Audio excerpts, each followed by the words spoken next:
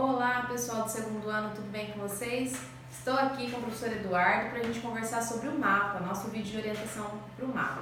Como vocês perceberam, a atividade mapa, ela pede que vocês façam a exegese, do texto de Segunda Reis, que o professor vai comentar daqui a pouco.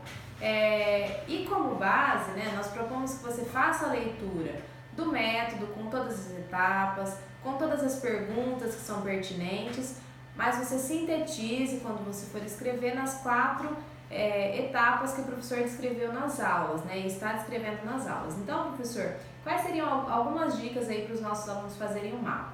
Começando pelo livro de Segunda Reis, onde os alunos podem buscar um pouco mais de informação sobre o contexto, já dá aquelas dicas assim bem espertas para os alunos saberem aonde buscar informação para fazer o mapa. Ok, legal. E aí, pessoal, tranquilo? É o seguinte, aí é bem simples, tá? Não é difícil, não é bicho de 7 cabeças, tá? O texto, às vezes, pode parecer difícil porque é um texto grande. Então, se você for fazer uma análise, você vai perceber que são vários momentos dentro do texto. Se você querer for fazer o texto todo de uma vez, vai ficar pesado. É melhor você primeiro dividir o texto em grupos. Você tem um primeiro momento ali do texto, nos primeiros versos. O texto é Segunda Reis, 5 de 1 a 19. Você vê um primeiro momento lá do Naamã com a menina, um momento chave. Um segundo momento quando ele vai chegar e procurar o rei. Um terceiro momento quando ele encontra o profeta. E um quarto momento ali quando ele retorna ao profeta. Você pode dividir ou em 3 momentos ou em 4 momentos. Fica fácil de você conseguir situar o texto. Dicas para entender o método. Vocês estão vendo que eu estou tentando passar para vocês o método de uma forma mais simplificada. Tá? Em vez daquele monte de ciclos, primeiro, segundo, não. Põe uns 3, 4 passos, fica muito mais fácil. Primeiro entender o contexto, depois a semântica, depois da semântica que é a parte da palavra, a gente vai entender o discurso e por último a aplicação. Bem simples. Contexto, depois a palavra, que é semântica, depois o discurso e uma aplicação. Sempre esses 4 você vai conseguir. Assim, o professor que escreveu a apostila poderia ter feito assim? Claro, mas entendam, nós partimos do simples para o complexo. No livro texto, ele já dá o método complexo. Tá? Mas você vai aprender, nós vamos aprender primeiro no simples. Você vai aprender a dirigir, você vai passar a primeira, a segunda aula em primeira e segunda. Você já não vai sair em terceira, quarta, quinta e sexta. Entretanto, se você vai pegar o manual já vai levar até a 5ª marcha. Então, o que nós estamos fazendo hoje, nas aulas que eu tenho apresentado para vocês, já primeira e segunda. Com o tempo, aprendendo a guiar o carro. Com o tempo, quando você já tiver com mais prática, aí você pode colocar outros ciclos.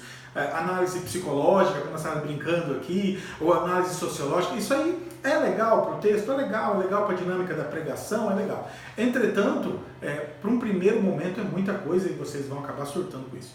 Então, assim, primeira coisa, contexto. Inclusive, a aula que nós vamos ter, a aula prática de hoje, não sei se vocês vão estar vendo esse vídeo hoje, mas numa das aulas práticas eu vou estar falando sobre a monarquia.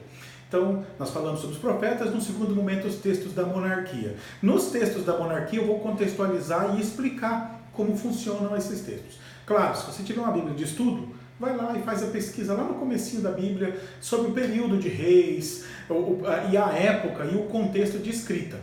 Claro, é difícil, tá?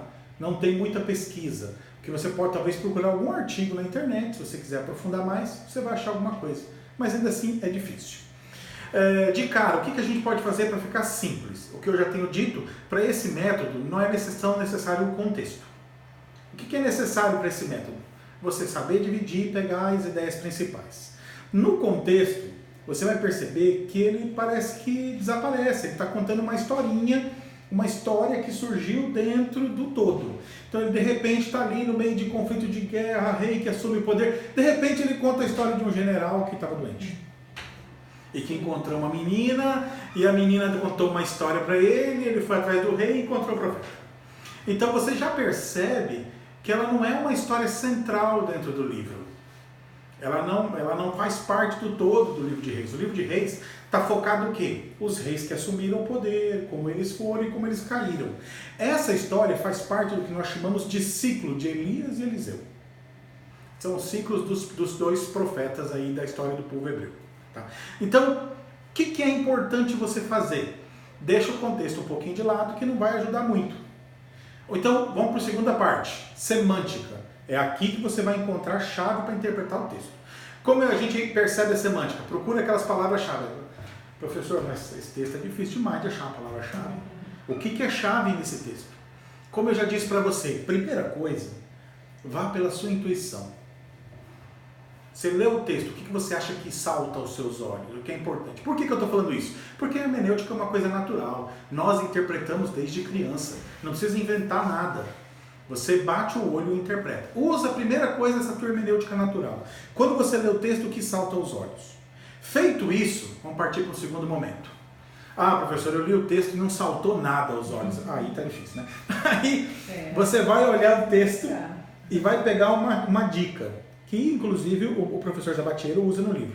Procura as palavras, mas os termos opostos. Isso aí vai ajudar muito. E você vai perceber, eu já vou te dar um quebrar um galho a mais, posso, né? Dar uma dica a mais para vocês? Aproveita.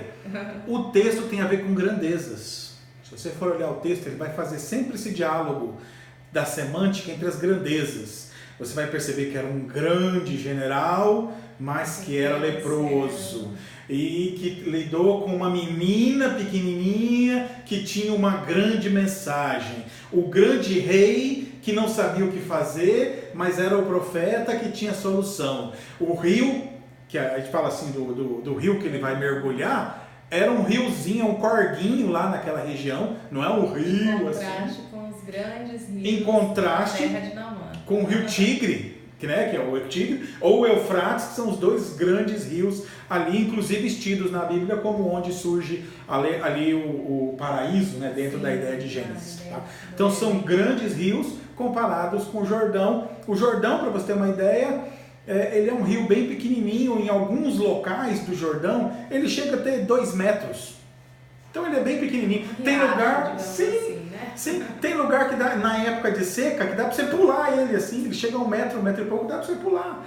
Tá? Então, eles não estavam em locais muito amplos. Outra coisa, ele não é bonito, ele é lamacento. Então, Naamã... Isso é colocado no texto também, né? Todos esses detalhes...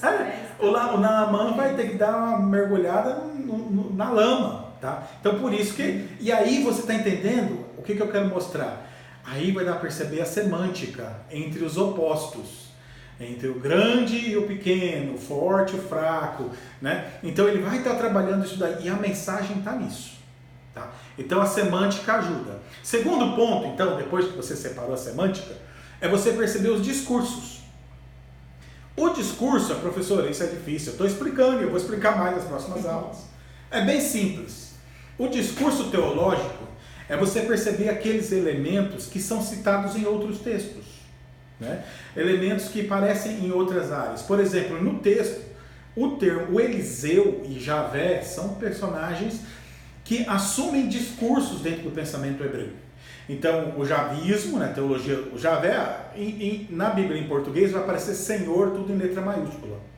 Mas é o termo Javé que está sendo escrito ali em hebraico, que representa uma teologia da época. Era um grupo tentando defender um ideal. E aí mostrando dentro daquelas relações de grandeza, como Javé, que era tido por pequeno pela Assíria, se mostra ali como uma divindade grande. Então o grande e o pequeno estão sempre ali no texto. O Deus do povo pequeno, né? Isso. Javé era o Deus do povo que estava sendo dominado. Sim, né? Mas isso é interessante que para o Ninivita, Javé é pequeno porque ele é de um povo pequeno. O Ninivita não percebe Javé como um Deus grande. Por quê? É tipo assim, o Deus de São Paulo é um Deus maior do que o Deus de Maringá, por exemplo, uma cidade pequena. Isso daí porque eles entendem que a divindade naquela época está ligada ao tamanho do povo. A prosperidade, né? Você percebe uma cidade de Nínive que no auge tinha 400 mil habitantes e um Israel que naquela época tinha 40, 50 mil habitantes. Então era minúsculo. Tá? Então qual que é a ideia? O Ninivita acreditava então que o Deus de Israel era um Deus pequeno. Só que aí o texto está mostrando essa diferença de grandeza, que ele veio lá da cidade grande, do Deus grande, entre aspas, para ser curado por um Deus pequeno, aí, entre aspas. E no final ele reconhece que esse Deus pequeno é que é o Deus grande. Então ele está toda hora trabalhando as grandezas, isso aí é muito importante dentro do texto. E vai mostrar o discurso. O discurso é para quem o texto está sendo dirigido. Lembra que eu falei o curso e como esse curso vai? Qual é o curso que a palavra está tomando? Qual o discurso dela? Então essa palavra está sendo dita para quem? Qual é o objetivo dessa palavra? Então vai perceber naquele contexto que essa palavra de grandeza tem a ver com as necessidades do povo, que estavam sofrendo, sendo subjugados e se vendo pequenos. Então para um povo que estava se vendo pequeno, ouvir a mensagem de que um grande general reconheceu o pequeno como grande, para eles era uma mensagem de afirmação muito forte para a sua fé, que independia do tamanho do povo, independia do tamanho do lugar, independia do tamanho da nação, para entender quem realmente ali era o seu Deus. Então essa é a mensagem ali por trás, tá? E na aplicação é como você vai mostrar essa relação de grandeza e como essa relação de grandeza vai encontrar essa aplicação hoje, nessa dimensão missional. Será que essa relação de grandeza, do grande, do pequeno, das dificuldades que aparecem, das ideias e dos contextos que aparecem como grande e pequeno, como eles dizem qual é a nossa fé? E como eles dimensionam a nossa fé. Aí bem prático, aqueles adágios, tem alguns ditados, né, que falam que você não precisa ser grande, você precisa ter um Deus grande. Então, entende? Você não precisa ter um Deus grande, você precisa ter uma fé em Deus, independente dessa ideia de grandeza. E você procura na internet, você vai achar um monte de textos. Para fazer a aplicação, isso aqui ajuda. Você encontrar metáforas, ilustrações, parábolas sobre o assunto, sobre a relação de grandeza. Isso vai te ajudar a perceber essa aplicação e como colocar ela na tua comunidade. E com certeza também os nossos alunos já devem ter ouvido mensagens sobre esse tema, né? Como que essa mensagem se aplica hoje, né, aos nossos dias. Então, essa quarta etapa aí de aplicação é bem prática, né? Algo que provavelmente eles vão conseguir fazer com muita facilidade. Isso, qual é a missão do texto? Para que o texto é escrito? Qual o objetivo do texto? Né? O que esse texto vai trazer para a minha comunidade? O que esse texto vai trazer para a sociedade? É essa a leitura que tem que fazer. Bom, okay? Então, obrigado, professor, pelos esclarecimentos, né? Acho que vocês tiveram aí algumas explanações que vão ajudar vocês a fazer essa atividade. Tendo dúvidas, nos enviem pelo Fale com o Mediador e a gente vai conversando aí. Não deixe para fazer na última hora, comecem já a pensar nesse texto, né? Ler, reler várias vezes para que essas etapas sejam espontâneas, né? Saiam com mais facilidade, como o professor falou, né? Que a interpretação ela tem que ser natural. Então, para que essa naturalidade flua, então comece a entrar em contato com o texto e se familiarizar cada vez mais com ele.